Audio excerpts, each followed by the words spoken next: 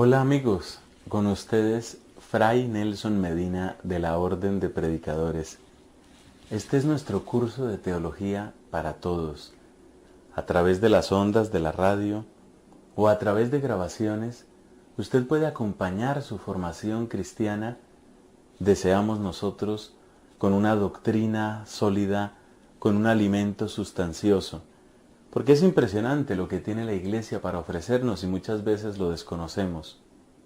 Esta es la lección número 15 de nuestro curso de teología y estamos a punto de terminar un capítulo bien interesante, un capítulo que podríamos llamar Antropología Teológica Básica.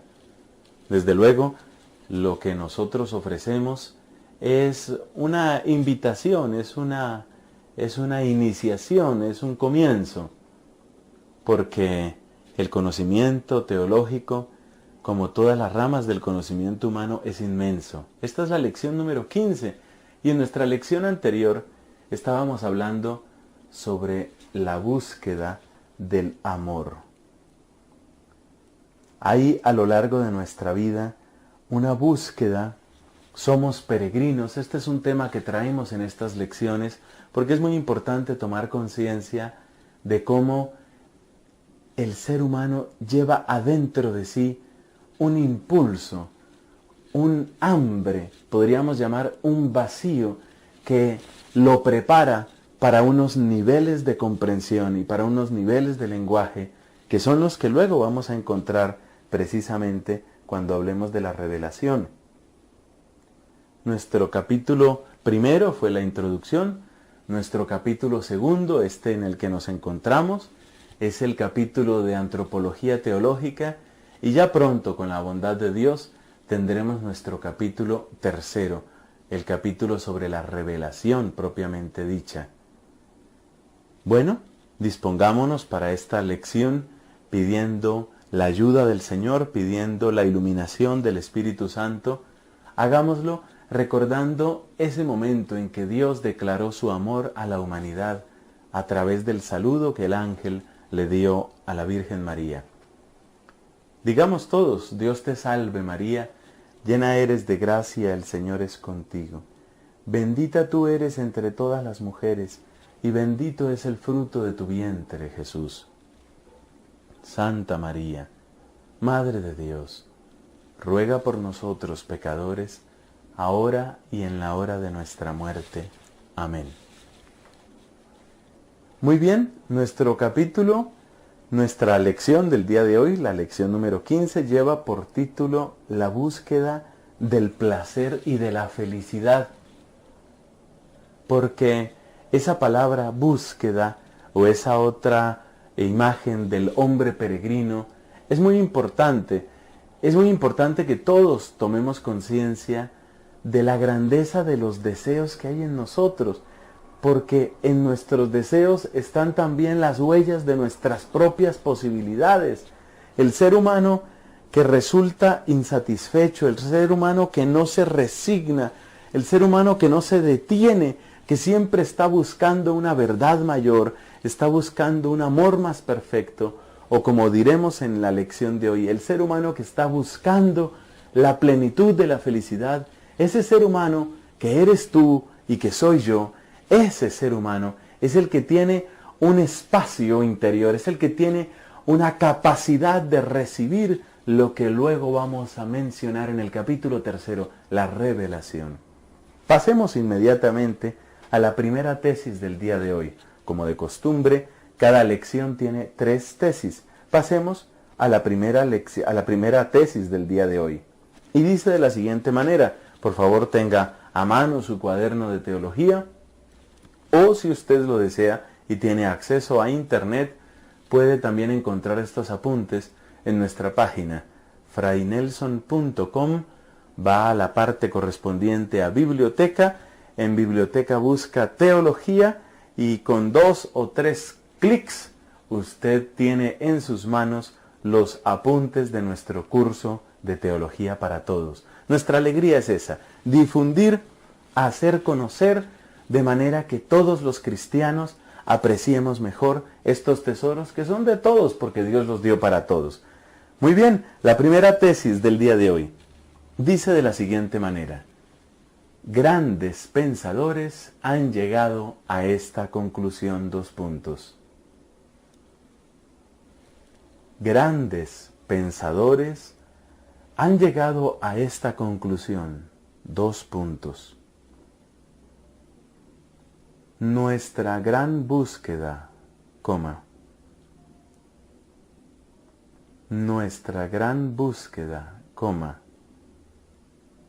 la meta a la que todos tendemos,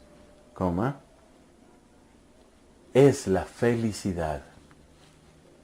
Grandes pensadores han llegado a esta conclusión, dos puntos. Nuestra gran búsqueda, la meta a la que todos tendemos, es la felicidad. Punto seguido. Aún no terminamos la primera tesis, sigue todavía. La buscamos de distintas maneras y con distintos rostros. La buscamos de distintas maneras y con distintos rostros, pero es ella la que marca el sentido de nuestro camino. Pero es ella la que marca el sentido de nuestro camino. La búsqueda de la felicidad. Realmente ahí está como resumida toda búsqueda humana. Tal vez los nombres cambian, los estilos cambian, o como decimos en esa tesis, las maneras y los rostros de la felicidad son distintos para las distintas personas. Pero hay en todos nosotros esa necesidad de ser felices. Y si nosotros pensamos, las grandes decisiones y también las pequeñas, en el fondo las tomamos mirando esto. Una persona escoge una carrera, una persona se resuelve a practicar un determinado oficio, se mete en un negocio, se casa. Detrás de esas decisiones parciales, detrás de esos pasos que van marcando nuestro camino, ¿qué hay? ¿Qué estamos buscando detrás de todo ello? Estamos buscando la felicidad. Si una persona tiene completamente claro que va a ser infeliz casándose con una determinada persona, pues diríamos, es un loco si se casa con ella. Es decir, las decisiones nuestras, pues si no hay presión, si no hay violencia, las decisiones nuestras son decisiones marcadas por la búsqueda de la felicidad. En últimas, buscamos la felicidad. Y buscamos una felicidad plena, una felicidad total, una felicidad que abarque todo lo que nosotros somos. Esa búsqueda está en nuestro corazón. Y ese anhelo de felicidad, lo mismo que antes hemos dicho de la búsqueda de la verdad o de la búsqueda del amor, ese anhelo de felicidad nos pone en camino, es como un motorcito que nos pone en camino. Incluso la persona que comete acciones, ¿cómo las llamamos? Equivocadas, erradas, pecaminosas, lo hace buscando felicidad. ¿Por qué una persona sacrifica la posibilidad de un hogar estable y se va detrás de una aventura amorosa? Por eso, por la búsqueda de placer y de felicidad. Es decir, que todos buscamos la felicidad, pero hay que ver cómo la busca cada uno. Y precisamente, como comentaremos mucho más adelante, Dios mediante, toda la vida moral, todo el problema ético del ser humano está en eso. ¿Cómo quiero buscar la felicidad? ¿Por qué caminos quiero buscar la felicidad? El muchacho que se droga está buscando una forma de felicidad, pero ¿es la felicidad válida? El que destruye su hogar por una aventura amorosa, excitante. Está buscando felicidad, pero ¿es la mejor felicidad? El muchacho que se esfuerza porque tiene que trabajar y estudiar al mismo tiempo, está buscando un futuro mejor, está buscando también una felicidad. ¿Qué felicidad es buena? ¿Cuál es la que me conviene? ¿Cuál es la que a largo plazo? ¿Cuál es la que en último término puede realmente comprender, englobar, abarcar toda mi vida? Ese es el gran tema moral, ese es el gran tema ético de la vida humana.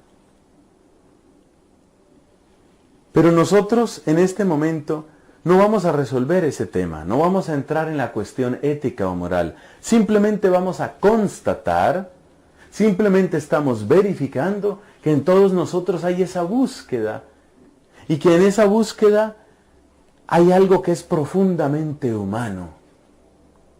Y es interesante porque teniendo a mano muchas cosas, teniendo cerca de nosotros muchas cosas, es como si siempre tuviéramos que seguir buscando. Como si siempre tuviéramos que comprender mejor, era lo que decíamos en la búsqueda de la verdad. Como si siempre necesitáramos nuevas expresiones de cariño, nuevas expresiones de fidelidad y de alegría, como decíamos en la lección pasada cuando hablábamos de la búsqueda del amor. Por eso es importante que cada uno descubra que la búsqueda grande de su vida es la búsqueda de la felicidad. Porque con esta claridad en la mente, luego se pueden hacer las preguntas del caso. Por ejemplo, estoy obsesionado por el dinero. ¿El dinero me va a dar la felicidad? Estoy obsesionado por el poder. ¿El poder me va a dar la felicidad? Estoy obsesionado por el placer.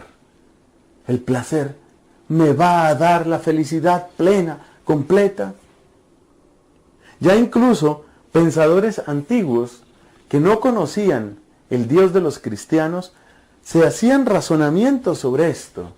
Los estoicos, los epicúreos, razonaban, buscaban qué es la manera, cuál es la manera de vivir, cuál es la mejor manera de vivir.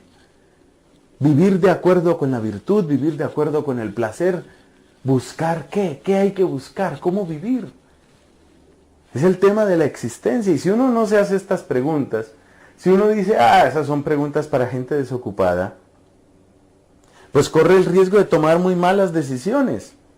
A ver, si tienes que salir por un campo, vas manejando un campero, un jeep, y vas manejando y de pronto hay que tomar a la izquierda o a la derecha, llegaste a una Y, y tienes que tomar a la izquierda o a la derecha, tú dirías simplemente, da lo mismo, tomemos izquierda o tomemos derecha, y luego hay otra desviación, no importa, tomemos derecha, tomemos izquierda, luego llegó otra desviación, tomemos lo que sea. ¿Tú crees que obraría alguna persona sensata, obraría así? Sin preguntarse a dónde va, qué quiere llegar, a dónde quiere llegar, qué quiere obtener. ¿Será que alguna persona razonable obraría así? Tomemos lo que sea, no importa, la derecha, la izquierda, lo que sea. ¿Alguna persona obraría así? Si nosotros vamos a hacer un negocio, ¿qué precauciones tomamos cuando vamos a hacer un negocio? A ver, ¿qué decisiones debo tomar? ¿Me conviene hacer este negocio con esta empresa o con esta empresa? ¿Tengo que ir a esta bodega o a esta otra bodega? ¿Tengo que gastar el dinero todo de una vez? ¿Tengo que hacer un gran préstamo? ¿Tengo que pedir un crédito pequeño? ¿Tengo que hipotecar la casa? Nos hacemos muchas preguntas cuando vamos a hacer un negocio. Pues el negocio grande de la vida es la vida misma. ¿Qué estamos haciendo con nuestra vida? Y cuando uno se hace este tipo de preguntas, cuando uno examina realmente en su corazón cuáles son las búsquedas más profundas, pues las búsquedas más profundas no son un negocio que hoy lo hice y mañana lo deshice. La búsqueda más profunda es qué voy a hacer con mi vida. Y esa búsqueda profunda es la que nos pone en una clave interesante porque nos pone en clave de escucha, en clave de escuchar, en clave de aprender para qué es mi vida, Tengo una vida. Mientras no se demuestre lo contrario, tengo una vida, una. ¿Qué voy a hacer con mi vida? Mi única vida. ¿Qué voy a hacer con ella? Y en esa clave de escucha, entonces tomamos conciencia de nuestra existencia. Y descubrimos que tenemos adentro un vacío que necesita ser llenado. Necesitamos encontrar una respuesta que colme nuestras aspiraciones, nuestro deseo de verdad, nuestro deseo de amor y nuestro deseo de felicidad. Pasemos a nuestra segunda tesis del día de hoy. Esta es la lección número 15 y esta es la segunda tesis de la lección 15. Dice de la siguiente manera: el hombre, que es un peregrino, el hombre, que es un peregrino, se descubre llamado a una felicidad sin límites. Se descubre llamado a una felicidad sin límites, pero a la vez se da cuenta de que es un ser limitado y que también las cosas le dan una felicidad limitada. A la vez se da cuenta de que es un ser limitado y que también las cosas le dan una felicidad limitada. Este es el aspecto, llamémoslo paradójico, del ser humano, y por eso el ser humano se convierte como en una especie de misterio para sí mismo. Porque sus anhelos son ilimitados. Su tiempo, sus recursos y lo que encuentra en las cosas y en las mismas personas que le rodean es limitado. El deseo es ilimitado. La respuesta a lo que encuentra es limitado. Esa desproporción es la que deja un vacío en nuestro corazón. Y es la que deja un espacio para una respuesta mayor, para un amor mayor, para una luz mayor. El hambre, por decirlo con otro lenguaje, el hambre es infinita. El hambre de amistad, de comprensión, de vida, de alegría, el hambre es infinita. Pero el pan que encuentra en esta tierra, no solo el pan material, sino también el pan de la cultura, el pan de la amistad, es un pan finito. Un hambre infinita y un pan finito. Esa desproporción es la que deja en el corazón una sensación de hambre, de necesidad de algo más, una búsqueda. Esta necesidad o esta búsqueda de felicidad se hace muchísimo más intensa cuando los problemas de la vida, cuando los accidentes, las enfermedades, la vejez, la traición de las personas, nos enfrenta rudamente a la finitud, a los límites de nuestras fuerzas y a los límites del mundo que nos rodea. Nos descubrimos limitados especialmente cuando la vida nos estrella con nuestra debilidad, cuando nos damos cuenta que podemos enfermarnos, que podemos tener accidentes, que otros pueden valerse de nosotros para sus fechorías, robarnos, atracarnos, amenazarnos, secuestrarnos. A través de todos esos eventos, especialmente eventos desagradables, percibimos cruelmente que somos limitados, que queremos una felicidad mayor. Por ejemplo, queremos una patria en paz, que queremos una mayor comprensión, que queremos una vida tranquila y feliz. Y sin embargo, ese deseo ilimitado se estrella con la limitación de las circunstancias, de las voluntades egoístas, de los accidentes, de los desastres naturales. Y a través de esas limitaciones entonces descubrimos una gran desproporción. Porque nuestro deseo es infinito y lo que encontramos normalmente, lo que encontramos comúnmente en el mundo que nos rodea, en la vida que nos rodea, es tremendamente finito, es tremendamente limitado. Esta desproporción es la que deja en nosotros un gran vacío, una gran necesidad, un gran interrogante.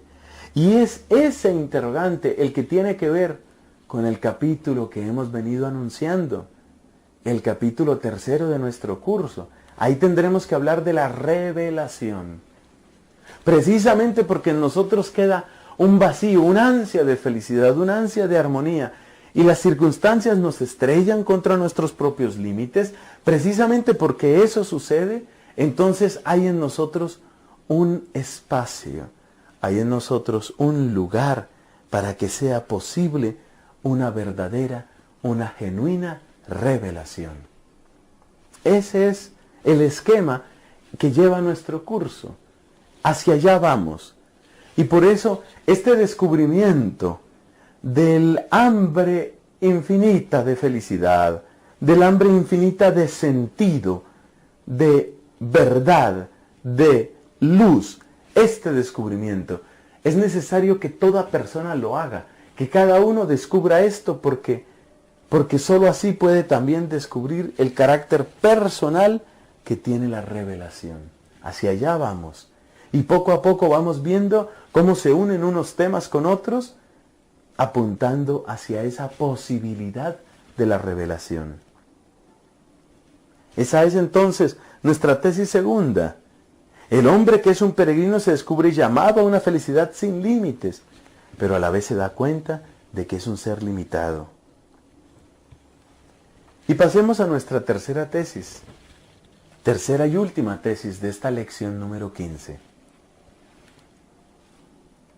Como el hombre no puede renunciar a su búsqueda, como el hombre no puede renunciar a su búsqueda, no puede renunciar a su búsqueda, finalmente experimenta en su interior,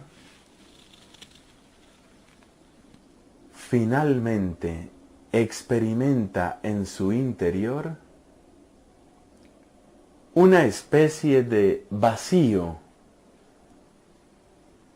Ese vacío lo puedes escribir entre comillas.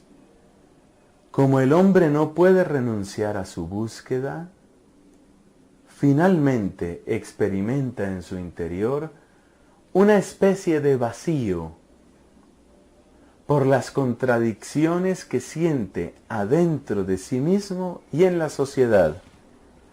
Una especie de vacío por las contradicciones que siente adentro de sí mismo y en la sociedad. Y también por los anhelos de sentido y de felicidad, y también por los anhelos de sentido y de felicidad que lleva en sí, y también por los anhelos de sentido y de felicidad que lleva en sí.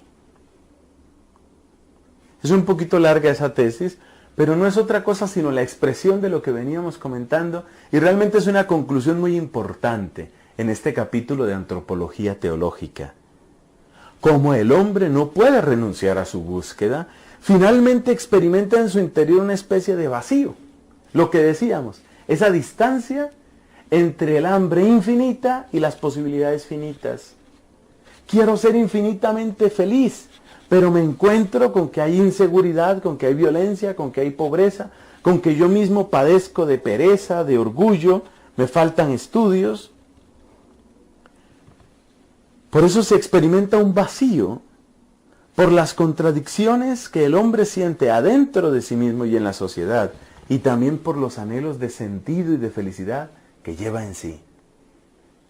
Así vamos poco a poco perfilando nuestro capítulo de antropología. Nos vamos dando cuenta de cómo en el ser humano hay una grandeza, pero precisamente esa grandeza termina siendo grandeza de un llamado, grandeza de una vocación, grandeza de un interrogante, de una búsqueda. Y esa grandeza es la que termina preparando al ser humano, termina preparando al hombre para acoger un lenguaje trascendente, un lenguaje mayor, que será el lenguaje de la revelación. Hacia allá vamos con la misericordia de Dios. Ustedes recordarán que cuando hablábamos de las diferencias entre la filosofía y la teología, decíamos, en ambos casos, en la filosofía y en la teología, hay una búsqueda de la sabiduría, es decir, la búsqueda de aquellas grandes razones, la búsqueda de aquellos primeros principios y la búsqueda de aquellos fines últimos de la vida humana. Mientras que la ciencia y la tecnología se ocupan en primer lugar de las cosas que tienen que ver con el cómo, es decir, con lo más inmediato, con los medios, con los recursos que tenemos más a mano y que queremos utilizar, la filosofía y la teología se caracterizan por la audacia de sus preguntas. ¿Qué es el hombre? ¿Cuál es el sentido de la vida? ¿Qué significa ser feliz? ¿Qué es lo bueno y por qué es bueno? ¿Qué es lo malo y por qué es malo? Estas son preguntas que tienen mucho que ver con la búsqueda de la sabiduría. Y por eso son preguntas que nosotros las relacionamos con la filosofía o las relacionamos con la religión. Esto no quiere decir que únicamente los filósofos o únicamente los teólogos se ocupen de estas cosas, porque todos tenemos respuestas para eso.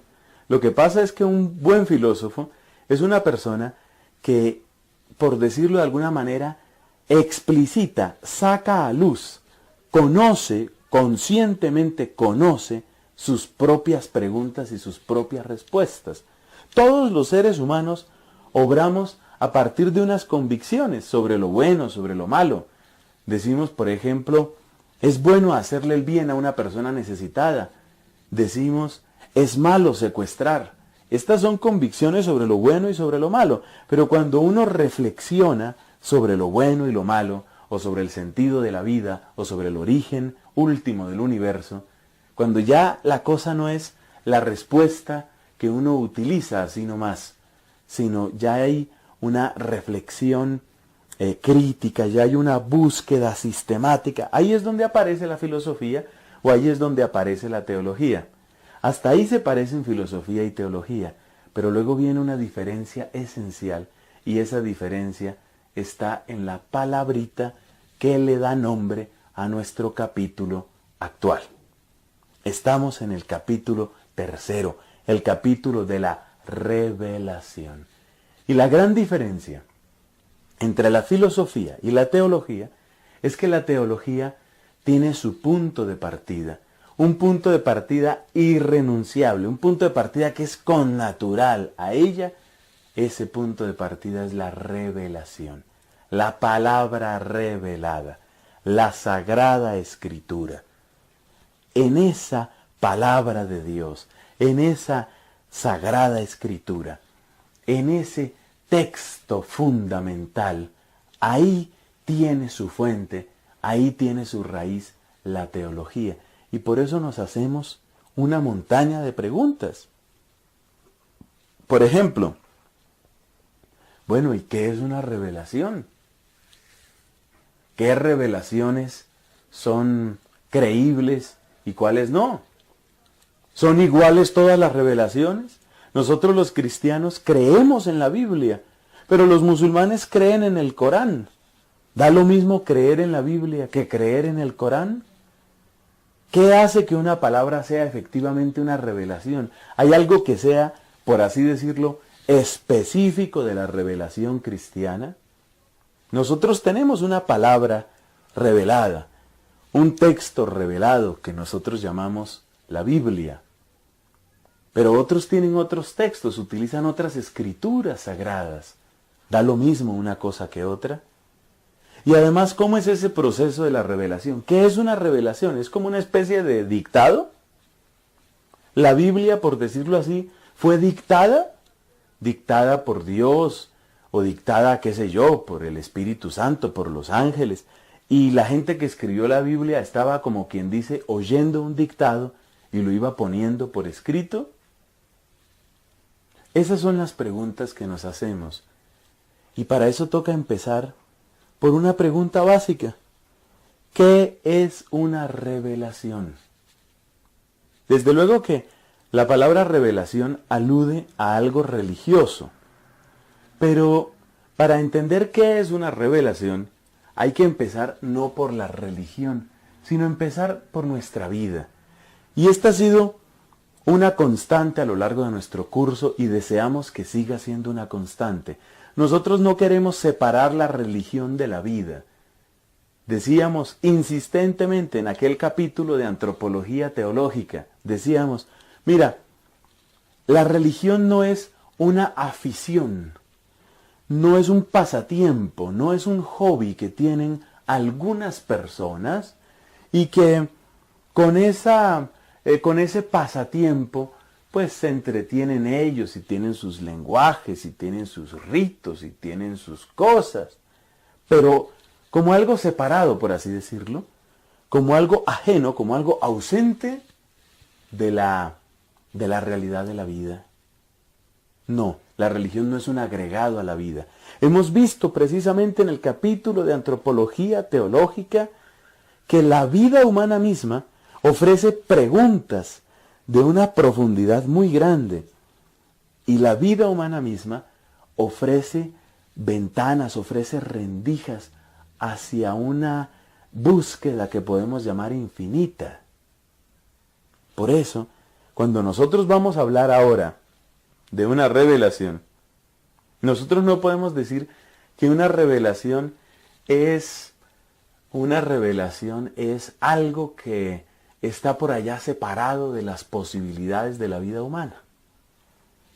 Como ustedes han observado, en este curso siempre tenemos una serie de afirmaciones fundamentales en cada lección. Esta, por ejemplo, es la lección número 17. Y nosotros ofrecemos en esta lección 17 3 afirmaciones fundamentales sobre el tema de hoy. Y la primera afirmación sobre la revelación es la siguiente. Usted seguramente ya tenía su cuaderno de teología preparado, o tal vez ha encontrado estos apuntes en nuestra página frainelson.com, va a la parte correspondiente de la biblioteca y busca ya en teología el curso a distancia y ahí lo encuentra. O usted toma sus apuntes, está escuchando tal vez estas palabras a través de las ondas de la radio o a través de alguna cinta grabada y usted en este momento tiene su libro, su cuaderno de teología. Entonces, primera tesis de esta lección número 17, lección que se ocupa sobre la revelación. ¿Qué es una revelación? Afirmamos lo siguiente. Hay momentos en nuestra vida, así empieza la primera tesis de hoy. Hay momentos en nuestra vida en que pasamos por situaciones, hay momentos en nuestra vida en que pasamos por situaciones que, de alguna manera, tenga paciencia, vaya escribiendo.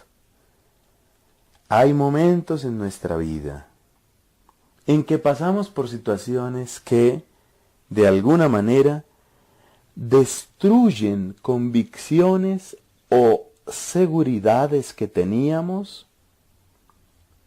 Pasamos por situaciones que, de alguna manera, destruyen convicciones o seguridades que teníamos y a la vez nos llevan a descubrir algo radicalmente nuevo. Destruyen convicciones o seguridades que teníamos y a la vez nos llevan a descubrir algo radicalmente nuevo, algo que estaba ahí, pero que no veíamos. Algo que estaba ahí, pero que no veíamos. Punto seguido. En estos casos decimos que se da una revelación. En estos casos decimos que se da una revelación. Hasta ahí llega la primera tesis.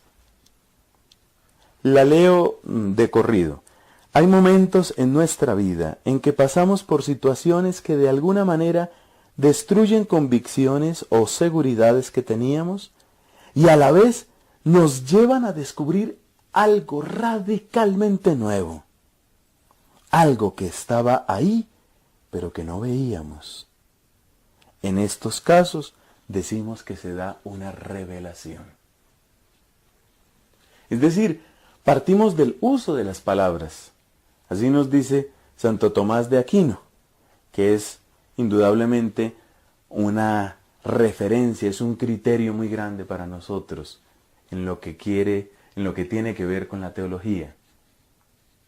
Nos dice que el uso de las palabras toma su significado, nos dice que las palabras toman su significado del uso común. Entonces, ¿qué es una revelación en el uso común? Llamémoslo un uso humano. ¿En qué momento podemos decir que algo es una revelación para nosotros? Pues una revelación se parece como al rompimiento, como a la destrucción de una convicción, es un elemento de sorpresa, pero al mismo tiempo la consolidación o el nacimiento de ¿qué? De algo nuevo, un algo que aparece de pronto en nuestra vida y que nos muestra algo, nos abre un espacio. En ese sentido amplio de la palabra revelación, pues hay muchas revelaciones, muchas. Por ejemplo, allá en el siglo XVII, un pionero de la astronomía, Galileo Galilei, descubrió algo maravilloso y eso fue una revelación para él. Galileo, como seguramente sabemos, un hombre realmente de grandes intuiciones, fue uno de los creadores del telescopio. Y a través de su telescopio, un aparato que hoy parecería muy sencillo el que él utilizó, pero que abrió caminos, él apuntó hacia un punto brillante. Él buscó en los cielos un punto brillante, el planeta Júpiter. ¿Y qué vieron sus ojos? Él dejó eso escrito. Vio que alrededor de Júpiter, cuando ya lo pudo contemplar con su telescopio, había otros punticos brillantes. Tal vez otras estrellas podría ser. Pero volvió a observar a la siguiente noche. Y entonces encontró que seguía el planeta Júpiter, no se lo habían llevado, pero los punticos habían cambiado de lugar. A veces aparecían 3 puntos, a veces 2, a veces 4. Y eso está dibujado, eso está en los apuntes que tomó este hombre, este investigador.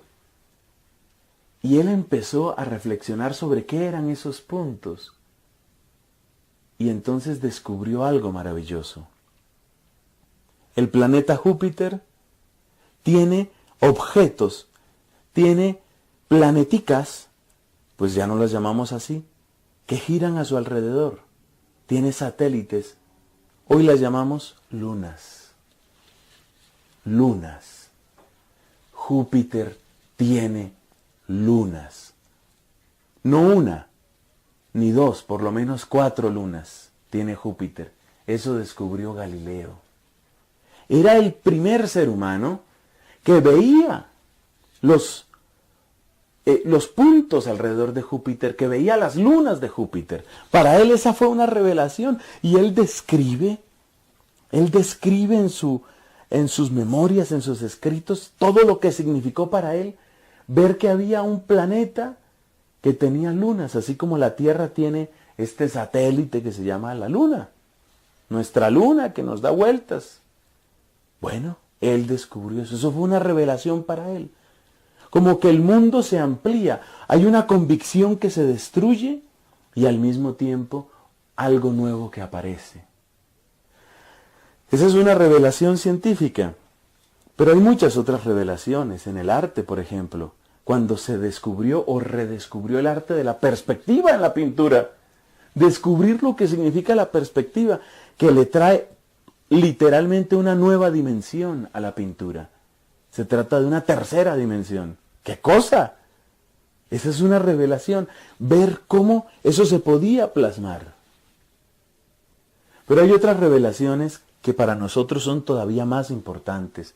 Y son las revelaciones que tienen que ver con la vida y con la muerte, con el sentido de la existencia. Por ejemplo, lo que le sucedió a Francisco de Borja. Él tenía un espíritu de mucha lealtad, de mucho servicio, pero la reina a la que él servía se murió, como todos los seres humanos. Y tuvo que hacer un largo recorrido para llegar al sitio, el cadáver tuvo que hacer un largo recorrido llevado solemnemente para llegar al sitio en que iba a ser enterrado. Y desde luego, en ese largo recorrido, esta reina que había tenido tanta pompa, tanta belleza y tanta importancia, pues se había convertido prácticamente en un cadáver repugnante donde ya se sentía el hedor de la muerte. Y cuando Francisco de Borja ve a esa reina o princesa, cuando él ve que esa persona que era tan importante está ahí, me disculpan la expresión, pudriéndose, está ahí, entonces él siente una revelación, él siente que ese no puede ser el sentido de la vida, siente que tiene que buscar algo más. Eso fue una revelación para él, algo que lo golpeó fuertemente, que le destruyó en cierto modo convicciones y que le abrió el entendimiento a algo nuevo. Pasemos a una segunda tesis en esta lección número 17 de nuestro curso de teología. Cuando razonamos, sentimos que la verdad es la consecuencia de nuestro esfuerzo y de nuestro método. Vamos copiando en nuestro cuaderno. Cuando razonamos, sentimos que la verdad es la consecuencia de nuestro esfuerzo y de nuestro método. Punto y coma. Esto sería como lo propio de la tarea filosófica, ¿no? Cuando razonamos, descubrimos, sentimos que la verdad es la consecuencia de nuestro esfuerzo y nuestro método. Punto y coma. En una genuina revelación, en cambio,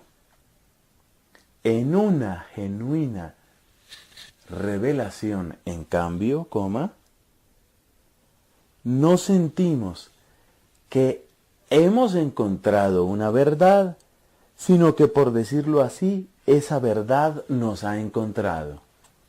Es una cosa un poco sutil, pero muy bonita. Repito, en una genuina revelación, en cambio, no sentimos que hemos encontrado una verdad, sino que, por decirlo así, esa verdad nos ha encontrado. A ver si podemos explicar un poco este sentimiento, esta sensación interna. Cuando una persona está trabajando en una labor de búsqueda, en una labor de investigación, pues desde luego meritoria, con su esfuerzo, con su método, los resultados que va encontrando pues son el fruto de su esfuerzo, pero como que no hay un elemento sorpresa tan grande. Pensemos, por ejemplo, en estos laboratorios donde se estudia la resistencia de materiales. A ver, cuánto resiste un alambre de tal calibre, resiste 700 kilogramos, bueno, y el otro de más calibre, ¿cuánto resiste? 1100 kilogramos. Ahí no se da una revelación, hay un crecimiento en el conocimiento, se aumenta el conocimiento, y ese conocimiento queda plasmado en tablas, en libros, en artículos, en noticias. hay un avance en el conocimiento fruto del esfuerzo, de la razón y del método que se utiliza, método para la tecnología, para la ciencia. Pero aquí no nos referimos a eso. Una revelación no es algo que sucede así como el que está investigando materiales. Es como una sorpresa, como algo que se ha metido, algo que ha irrumpido, algo que ha entrado inesperadamente en nuestra vida y que por eso mismo destruye convicciones, nos mueve el piso, como decimos popularmente, rompe la idea que teníamos y al mismo tiempo nos ofrece una posibilidad nueva, nos abre un mundo nuevo. Nos abre un mundo nuevo. Eso es lo propio de la revelación. Y por eso tiene un sello de sorpresa. Es algo que yo no estaba esperando. Volvamos al ejemplo de Galileo. Galileo, pues tiene, vamos a llamarlo así coloquialmente, tiene su juguete nuevo y dirige su mirada hacia los cielos, pero él no estaba contando lunas. Él no sabía que eso existía. Más bien él sintió que se encontró con eso. O que esa maravilla que estuvo siempre ahí desde que existe la tierra seguramente, esa maravilla de pronto entra en la vida de él. Es una revelación. Esa es una revelación. En la revelación hay un elemento de sorpresa. Un algo que ha llegado a nosotros y que nosotros no nos esperábamos. Algo que ha llegado a nosotros y que no estaba en nuestras cuentas. Esa es una revelación. Y esto vale especialmente cuando se trata de los aspectos existenciales sobre la vida, sobre la muerte. Cuando Francisco de Borja se acerca para mirar el cadáver de aquella señora, pues él no estaba esperando nada especial. Ahí se produce una sorpresa. ¿En esto acaba el ser humano? Una sorpresa. Y nuestra última tesis, tercera y última del día de hoy. Son un poquito largas las del día de hoy, pero yo creo que el tema lo amerita. Porque si dejamos bien puestas estas bases sobre lo que es una revelación desde el punto de vista humano, después vamos a entender mucho mejor qué queremos decir con aquello de que la Biblia es la palabra revelada. La tercera tesis dice así: a veces pasa que una serie de revelaciones profundas,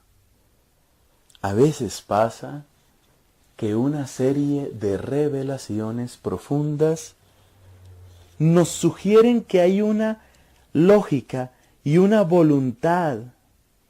Nos sugieren que hay una lógica y una voluntad que están detrás de los descubrimientos que vamos haciendo. Hay una lógica y una voluntad que están detrás de los acontecimientos, de los descubrimientos que vamos haciendo. Punto seguido. Sentimos que hay una iniciativa exterior a nosotros. Sentimos que hay una iniciativa exterior a nosotros. Un alguien que está tratando de decirnos algo. Hay veces que una serie de revelaciones tienen esa característica, ¿no? Entonces decimos, sentimos que hay una iniciativa exterior a nosotros, un alguien que está tratando de decirnos algo. En este caso, hablamos de una revelación religiosa. Lo propio de una revelación religiosa es el sentimiento de que hay un alguien que está tratando de decirme algo.